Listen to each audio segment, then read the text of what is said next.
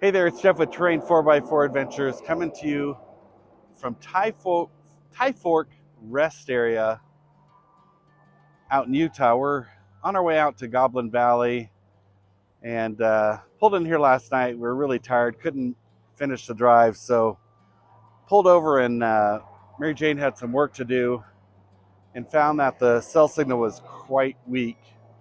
She uses a hotspot to connect her laptop to. And so we thought it'd be a good time to do a video on the WeBoost and how that performs and answer a lot of the questions that we've had.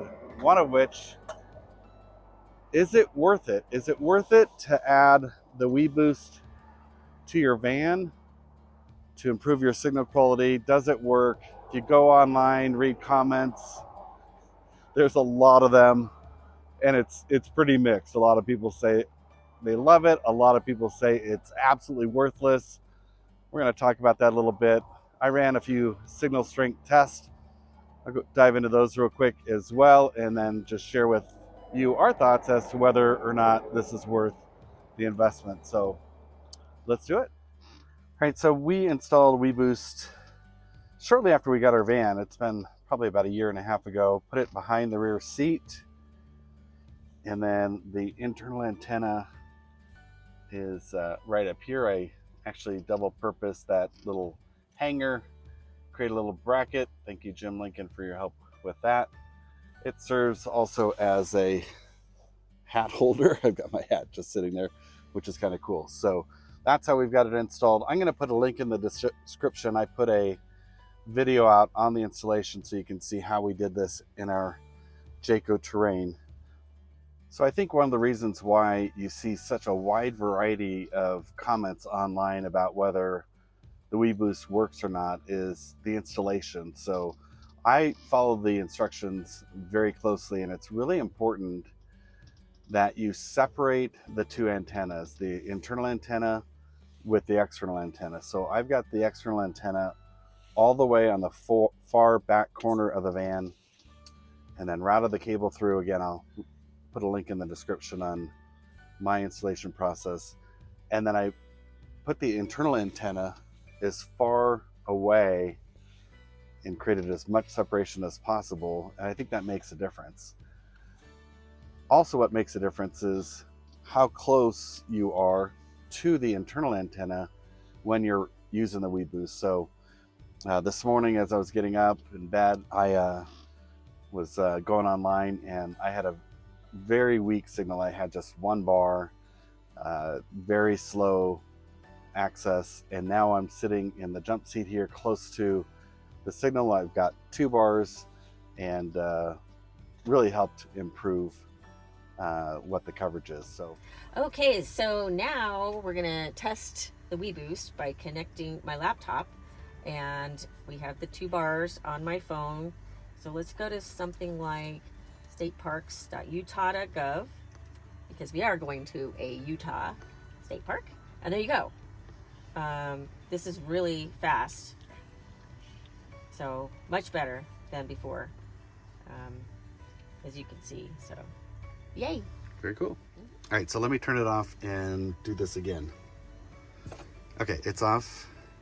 All right, so then my phone went down to 1 bar, and let's connect to that same site, stateparks.utah.gov, and it's thinking. Wow. Thinking. Yeah. So all right, so there you have it, guys. Yeah. Huge improvement. I mean, yeah, we're going just from 1 bar to 2 bars, but you know, connecting through the hotspot makes a big difference. Yeah.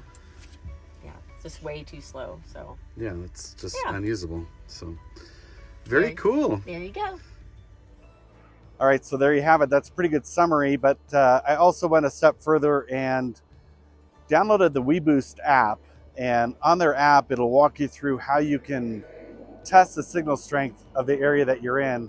It'll also give you an indicator showing you where the nearest cell tower is if you want to drive towards that area to get a stronger signal. So in our case, we measured at -117 dBms, I think it is.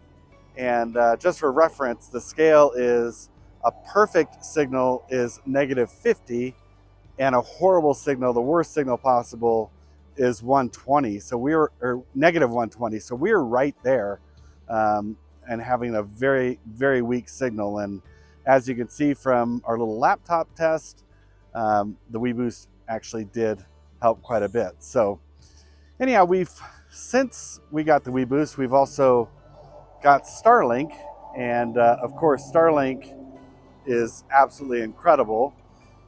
We haven't mounted it yet to the van, so that's why we didn't turn it on last night. I didn't want to hassle in this parking lot of breaking it out. But you know, Starlink is definitely the go-to, but you've got a subscription cost to it, where as the WeBoost, you just have a one-time investment. So anyhow, I think it's worth it. For the time that we had it before having Starlink, certainly our kids felt more comfortable that we had some more cell phone signal as we're getting out into remote areas. Again, it's not going to work if you don't have a cell phone signal present. You have to have something, and it'll just bring it in better. But again, it's not going to work if you didn't install it properly. I've seen applications where people put those two antennas real close, and they're probably the ones on the forum who are complaining that this thing doesn't work. So follow those instructions. I think it's a good investment. It's not cheap. I forget what we paid for it, but I think it was like $500. But it helps. It's a big help. So there you have it. I hope you found this video to be helpful and informative. Now let's get on our way down to Goblin Valley State Park and enjoy this beautiful day.